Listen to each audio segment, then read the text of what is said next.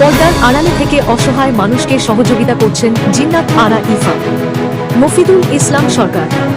জানুয়ারি মাসের 2 সপ্তাহের দিকে শীতের ঘন কুয়াশার আমেজ মেখে কিশোরগঞ্জের মধ্যপাড়া গ্রামের এক মহিষীর কোল আলো করে পৃথিবীতে আগমন করেন জিন্নাত আরা ইফা।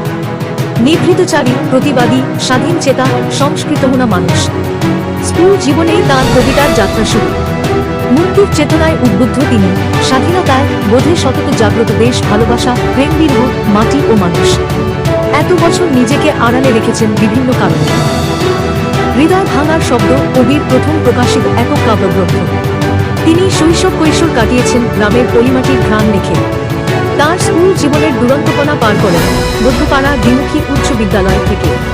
কলেজের মনোমুগ্ধকর অভিজ্ঞতা শেষ করেন পটিয়াদি সরকারি কলেজ থেকে। এরপর উত্তরা ইউনিভার্সিটি থেকে MA ইংরেজি শেষ করেন। পড়ার প্রতি প্রবল আগ্রহ থাকায় তিনি ঢাকা বিশ্ববিদ্যালয় থেকে MSS রাষ্ট্রবিজ্ঞান করেন। জ্ঞান পিপাসার্থ কবি এখনও পড়াশোনা চালিয়ে যাচ্ছেন। তিনি জাতীয় বিশ্ববিদ্যালয় থেকে LLB পড়ছেন। শীতের ঘন কুয়াশার বুক চিরে জানুয়ারির 13 তারিখে উষ্ণতার পৌষ নিয়ে কিশোরগঞ্জ এর মধ্যপাড়া গ্রামে এক মহিষীর কোল আলোকিত করে